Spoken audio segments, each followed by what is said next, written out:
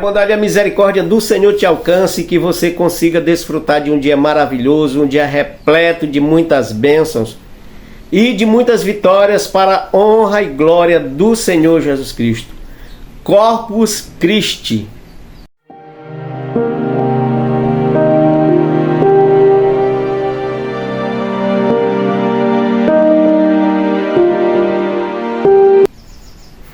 E a nossa palavra de vida hoje, ela se encontra no primeiro livro de 1 Coríntios, capítulo 11, versículos 23 a 30.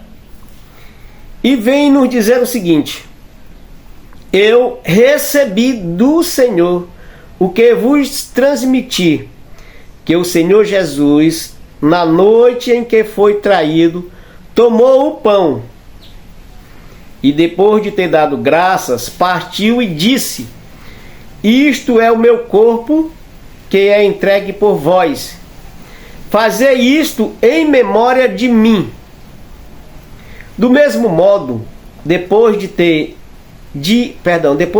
haver ceado, tomou o cálice, é a nova aliança do meu sangue. E todas as vezes que beberes, fazei em memória de mim. Assim, todas as vezes que comeis deste pão e beberes deste cálice, lembrais a morte do Senhor até que ele venha.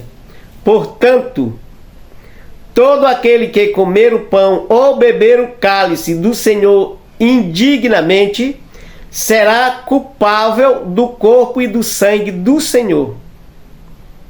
Que cada um se examine a si mesmo, e assim coma deste pão e beba deste cálice. Aquele que come e bebe sem distinguir o corpo do Senhor, come e bebe a sua própria condenação. Esta é a razão porque entre vós há muitos adoentados e fracos e muitos mortos. Então, essa é a palavra de Deus para as nossas vidas hoje dia 30 de maio de 2024. Hoje a igreja celebra Corpus Christi, o corpo de Cristo.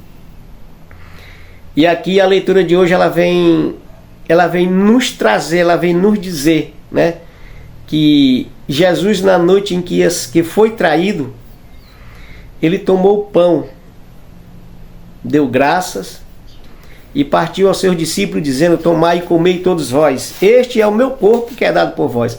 Da mesma forma, ele tomou também o cálice com o vinho, Naquela ocasião, ele deu graças e distribuiu aos seus discípulos, dizendo: tomai e bebei todos vós.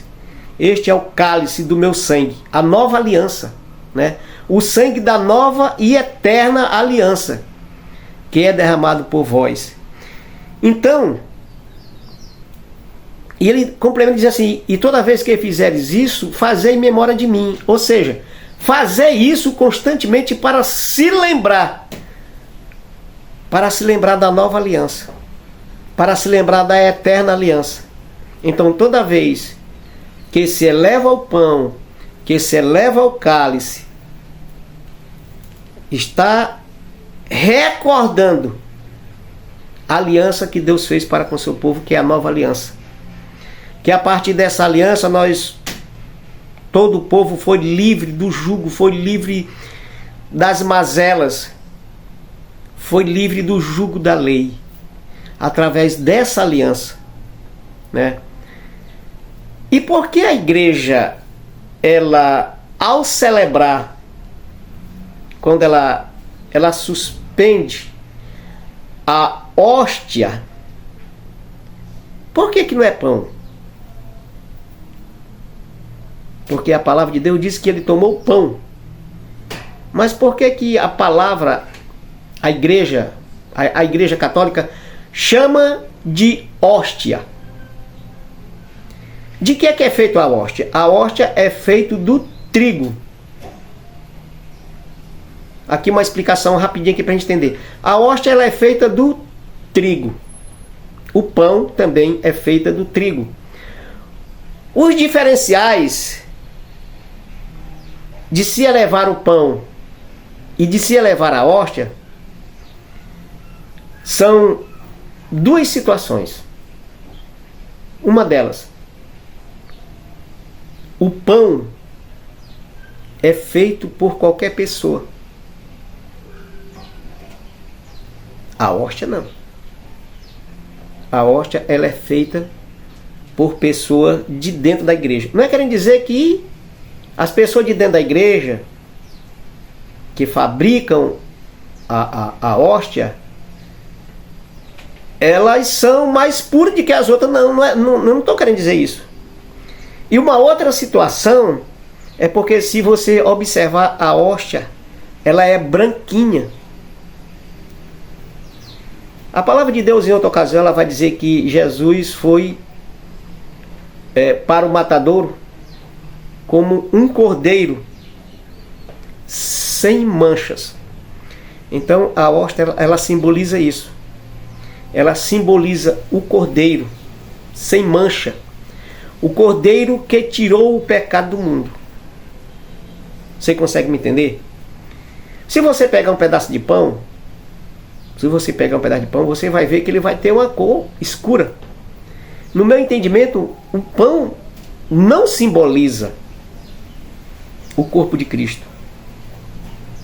Por quê? Porque o corpo de Cristo, como vem dizer a leitura da palavra em outra ocasião, né, que vem dizer que Jesus foi oferecido ao matadouro como um cordeiro sem manchas. Um cordeiro sem manchas, um cordeiro branquinho. Você entende a preocupação da igreja em função a essa liturgia? Pois é. Então, antes de se elevar a hóstia, antes de se elevar o vinho, ela é simplesmente pão. O cálice contém simplesmente vinho. Mas depois da elevação, entenda bem, depois da elevação, aquilo que Jesus fez lá na Santa Ceia, que ele levou o pão aos céus, deu graça e distribuiu aos seus discípulos, dizendo: tomai e comei todos vós. Então, depois da elevação, depois da consagração,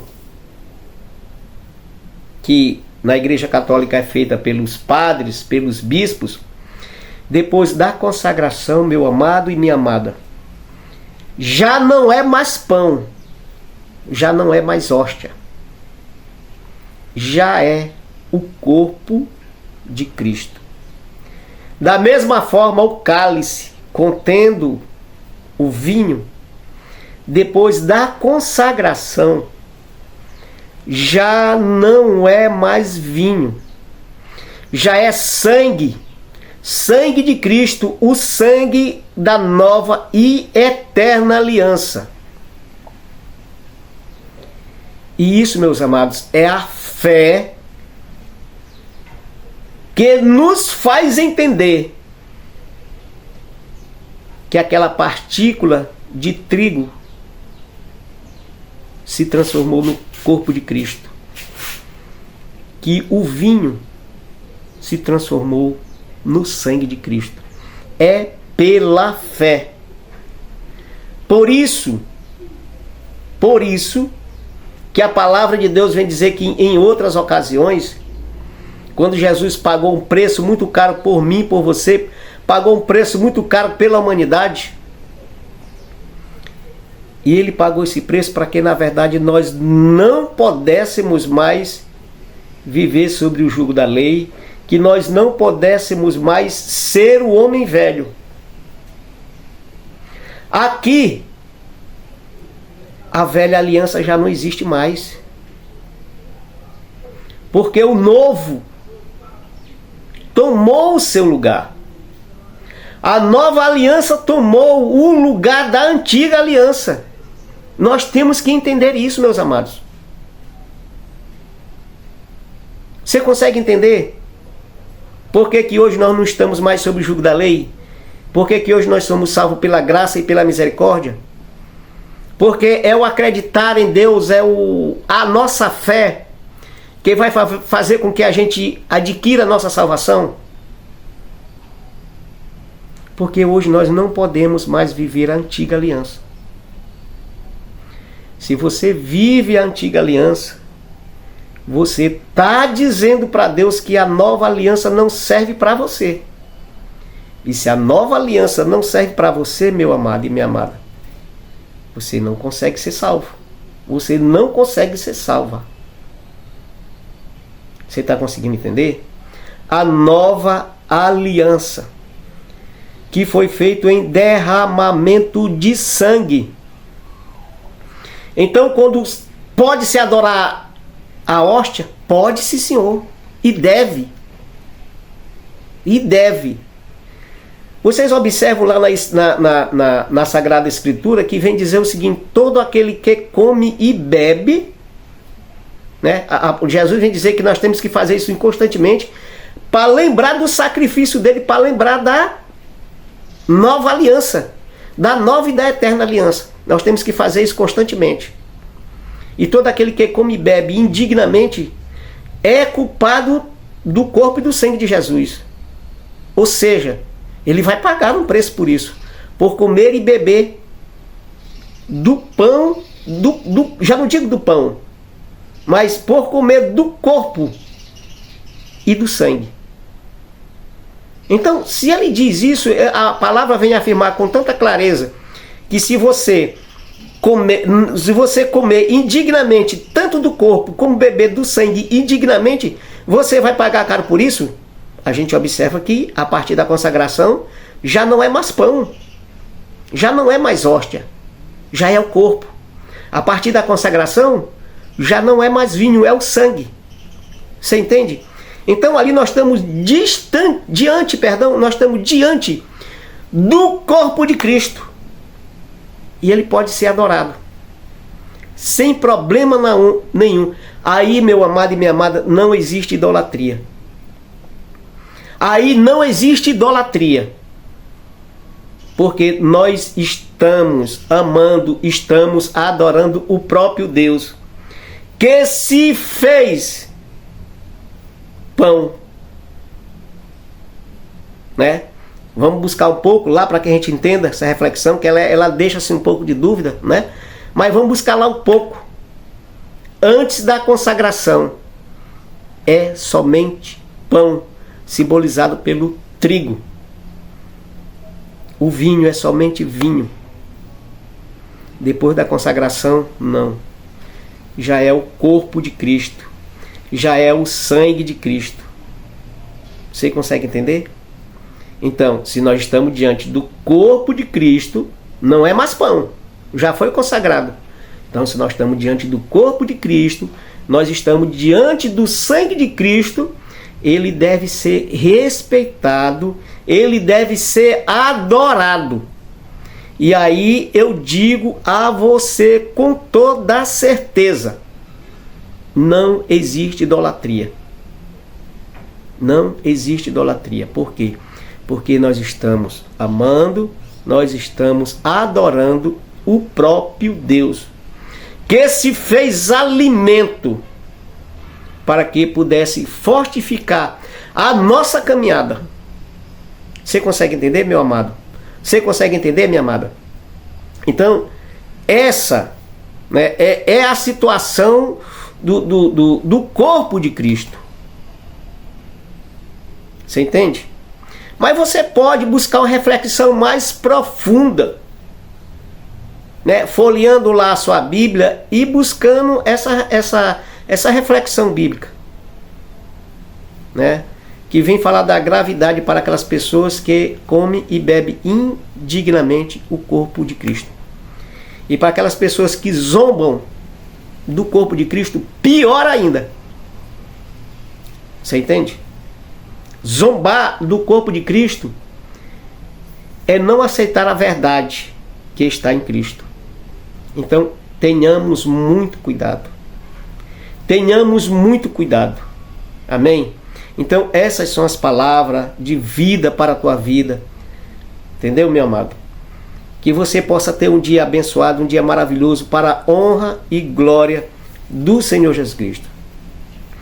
E eu te convido agora a me acompanhar nesse momento de oração.